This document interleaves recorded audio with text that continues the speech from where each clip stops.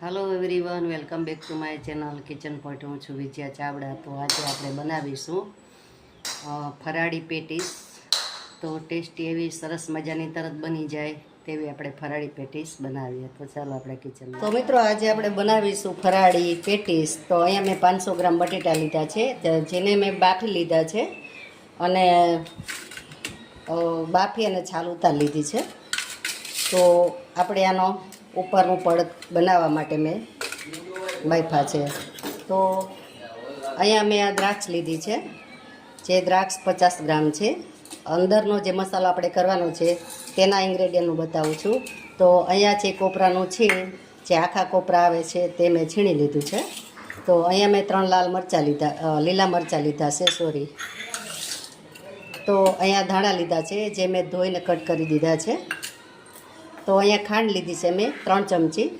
ખાંડનું પ્રમાણ થોડુંક વધારે હોય તો સારું લાગે, કારણ કે આપણે ગોયરામાં બનાવવાની છે એટલે। અને આ છે આપણે વરિયાળી। તો વરિયાળી મેં 2 ચમચી લીધી છે ને આ ખારી ભાજી છે। તો ખારી ભાજી આપણે મસાલાની અંદર નથી નાખવાની, પણ આપણે જે માવો બનાવીએ ને ઉપરનું પડ જે ઓલી બનાવવા માટે એમાં આપણે લઈશું। તો આ ખારી ભાજી જે આવે છે દરિયા કિનારાની, તે ખારી ભાજી છે। અને આ છે આપણે સિંગદાણાનો ભૂકો, તે આપણે અંદર મસાલામાં લઈશું। અને આટલા મેં તલ લીધા છે, તો તલ પણ આપણે અંદર મસાલામાં લઈ લઈશું। અને આ છે આપણે બટેટાનો પાવડર, જે બનાવીને તૈયાર રાખ્યો તો સિઝનમાં આપણે, તો અત્યારે એમાં આપણે કોટ કરવા માટે મેં લીધો છે। તો સૌપ્રથમ આપણે એક મિક્સર જાર લઈશું। આમાં મેં સિંગદાણા ક્રશ કરેલા છે। તો સૌપ્રથમ આપણે લીલા મરચાં લઈશું, પછી આપણે એમાં દ્રાક્ષ લઈ લઈશું। તો અડધી દ્રાક્ષ લઈશું ને અડધી આપણે આખી રાખીશું, એટલે એનો ટેસ્ટ સરસ આવે। પછી આપણે લઈશું એમાં જે વરિયાળી છે તે લઈ લઈશું, અને આ તલે પણ આપણે થોડાક લઈ લઈશું ને અડધા આખા રાખી દઈશું। ત્યારબાદ આપણે લઈશું એમાં ખાંડ લઈ લઈશું, તો એ મિક્સરમાં બધું મિક્સ સરખી રીતે થઈ જાય। તો કોપરાની છીણ તો આપણે છીણેલી જ છે, એટલે ઉપરથી આપણે લઈ લઈશું। હવે આ બધું આપણે ક્રશ કરી લેવાનું છે। ગોયરા માટે બનાવવાની છે, એટલે આમાં મીઠાની જરૂર નહીં પડે કે હળદરની નહીં, એવું કશું નાખવાનું નથી। તો હવે આપણે એને ક્રશ કરી લેશું। તો આપણે જે બટેટા લીધા છે એને આ મેચરથી મેચ કરી લેશું, અને એનો ફાઇન રીતે આપણે પેસ્ટ કરીને પછી આગળ પ્રોસેસ। અહીંયા મેં આ જે સિંગદાણાનો ભૂકો લીધો છે આપણે પેટીસનો મસાલો બનાવવા માટે। તો એમાં જે આપણે બધું આ લીધું છે પેસ્ટ, તે આપણે લઈ લેશું, કારણ કે આ પેસ્ટમાં મેં પેલી નાખી છે આપણે દ્રાક્ષ અને ખાંડ, એને લીધે આપણે ઢીલી થઈ છે। તો આપણે એમાં કોટ થઈ જશે, અને ઢીલી બનાવવા માટે આપણે બધું ભેગું જ કરશું, એટલે સરસ મજાની આપણે ટેસ્ટ આવે એમાં મસાલામાં। એટલે આમાં કશું બીજાની જરૂર પડે નહીં, પાણીની જરૂર ન પડે કે ના કંઈ દહીંની જરૂર પડે કે કશું નાખવાની જરૂર પડતી નથી। જો તમે ભેરી દ્રાક્ષ લઈ લેશો અને ખાંડ બે મિક્સ કરી અને દરી લેશો, એટલે સરસ મજાની પેસ્ટ આપણી થઈ જશે। તો ત્યારબાદ આપણે લેશું આ કોપરાની છીણ, પછી જે ધાણા છે તે લઈ લેશું। તો હવે આપણે જે આ તલ લીધા હતા તે પણ અંદર લઈ લેશું, અને આ દ્રાક્ષ છે તે પણ આપણે લઈ લેશું। આ દ્રાક્ષ મેં આખી અડધી મેં સમારી લીધી છે, કટકા કરી લીધા છે, અને બીજી પેસ્ટમાં નાખી છે। તો એ રીતે આપણે હવે આપણે થોડુંક લીંબુ નીચવી દઈશું, એટલે ખાટો મીઠો સ્વાદ સરસ મજાનો આવે। તો આ લીંબુ નીચવી દીધું છે મેં। હવે એને મિક્સ કરી દઈશું।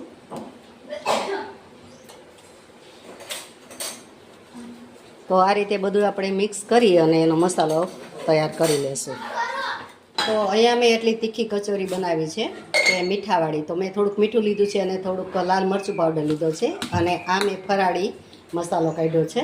તો બે અલગ અલગ આપણે બનાવીશું, પહેલાં મોરી બનાવીશું, પછી આપણે મરચાંવાળી બનાવીશું, મીઠાવાળી। અને આ કોર્નફ્લોર છે તો એ આપણે કોટ કરવા માટે લીધો છે। હવે લઈશું આપણે જે બટેટાનો માવો બનાવેલો છે તે લઈ લેશું। તો હવે આમાં આપણે લઈ લેશું જે આ સિંગદાણાનો ભૂકો છે તે થોડોક લઈ લેશું, પછી એમાં લઈશું થોડોક પાવડર, જે આ બટેટાનો પાવડર છે તો તે થોડોક આપણે મિક્સ કરીશું। હવે એમાં મીઠું નથી લેવાનું, થોડુંક અડધું કાઢી મેચ કરી અડધું કાઢીને પછી આપણે થોડુંક મીઠું. તો અહીંયા મેં લોટ જે ઉપરનું પડ બનાવવા માટે સરસ બાંધી લીધો છે. તો હવે આપણે આટલો કાઢી લેશું મોરો, બાકીમાં મીઠું લઈશું. તો સ્વાદ પ્રમાણે મીઠું લઈ લેશું થોડુંક, અને એને આપણે બરાબર મિક્સ કરી લેશું. અને આ જે ભાજી છે તે આપણે આમાં લેવાની છે, ફરાળી જે બનાવવાની છે તેમાં લઈ અને મિક્સ કરી દેશું. આ રીતે આપણે આલુનો પાવડર લઈ લીધો છે. તો આ રીતે આપણે બધી ભરી લેશું થેપલી કરી, અને આ જે આપણે લુઓ બનાવ્યો છે તેમાં લઈ લેશું, અને આ રીતે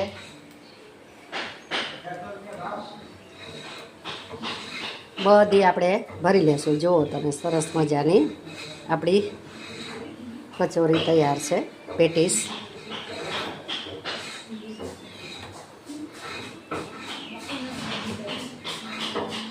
તો આ રીતે બધી આપણે ભરી લઈશું અને ફટાફટ બની જાય છે. તો આપણી કચોરી આ રીતે બધી તૈયાર કરી દઈશું. પછી આપણે આપણું તેલ પણ અહીંયા આવી ગયું છે, તો આપણે તળી લઈશું હવે. તો આ રીતે આપણે તેલમાં તળી લઈશું બધી. ગોલ્ડન બ્રાઉન થાય એટલે આપણે કાઢી લઈશું એને. તેલ બહુ ગરમ નહીં, બહુ ઠંડુ નહીં, તે રીતે આપણે રાખવાનું છે. તો આ રીતે બધું આપણે તળી લઈશું. જેટલી હમાય એટલી નાખવાની, તમારું કડાઈ હોય એટલી જ આપણે આમાં ઉમેરવાની. તો હવે આપણે એક એક પલટાવીશું એકારે બધી. તો તમે જોઈ શકો છો આ રીતે આપણે પલટાવીશું અને ફેરવશું, એટલે બધી બાજુ આપણે ચડી જાય, કાચી ન રહીએ. તો તમે જોઈ શકો છો સરસ એવી આપણી પેટીસ ફરાળી બની ગઈ છે. તો આ વ્રતમાંય ખવાય અને મોરાકતમાં ખવાય. સ્પેશિયલ આ મેં ગોયરા સ્પેશિયલ બનાવી છે ફરાળી પેટીસ. તો ચોક્કસથી તમે બનાવજો, અને આમાં ભાજી નાખશો આ માવામાં તો બહુ સરસ એનો ટેસ્ટ આવશે. એટલે મેં માવામાં ભાજી લીધી છે, અંદર મસાલામાં નથી લીધી, પૂરણમાં. તો સરસ એવી આપણી પેટીસ તૈયાર છે ફરાળી. તો તમે નવા હોય તો મારા વિડીયોને લાઈક કરજો, શેર કરજો અને સબસ્ક્રાઈબ કરજો, અને બેલ આઇકોન પ્રેસ કરજો નવા વિડીયા જોવા માટે. તો આપણે દર વિડીયે આપણે કહીએ છીએ કે ભાઈ તમે લાઈક શેર અને સબસ્ક્રાઈબ ચોક્કસથી કરજો. તો આપણી પેટીસ હવે ચડી ગઈ છે સરસ રીતે, જુઓ. અને આપણા જે ફીણ છે તે પણ ઓછા થઈ ગયા છે. તો હજી સેજવાર રહેવા દેશું એટલે સરસ આપણી પેટીસ. તો આપણી પેટીસ તરાઈ ગઈ છે. તો આપણે એને એક પ્લેટમાં લઈ લેશું. તો આ રીતે આપણે આ પ્લેટમાં લઈ લેશું. તો જુઓ, તમે જુઓ છો ને, સરસ મજાની પેટીસ આપણી રેડી છે, અને જોઈને જ પણ મોંમાં પાણી આવી જાય એવી સરસ મજાની પેટીસ આપણી બની છે. તો હવે આપણે બીજી પણ તળી લેશું બધી.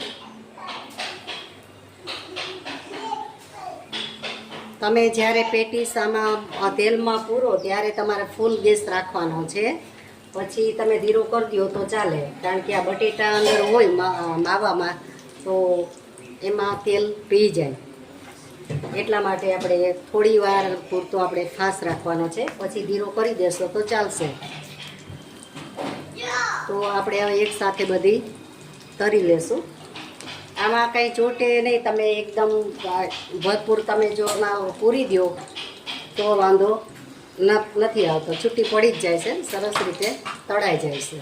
તૈયાર છે આપણી પેટીસ, સરસ મજાની ગોલ્ડન બ્રાઉન કલરફુલ અને મસ્ત એવી ટેસ્ટી. તો હવે આપણે એને સર્વ કરીશું, અને આપણે દહીં સાથે પણ ખાઈ શકીએ, સોસ સાથે ખાઈ શકીએ, અને આપણે ધાણાની અને સિંગદાણાની જે ચટણી બનાવીએ તેની સાથે પણ તમે લઈ શકો. અને કાંઈ પણ ના હોય તો આપણે એમનેમ પણ આને લઈ શકીએ. તો તમે જોઈ શકો છો સરસ મજાની આપણી પેટીસ તૈયાર થઈ ગઈ છે. ફરાળી પેટીસ જે ગોયરા વ્રતમાં ખવાય તેવી તૈયાર છે. તો તમે પણ બનાવો તો જોઈ શકો છો સરસ એવી આપણી પેટીસ તૈયાર થઈ ગઈ છે.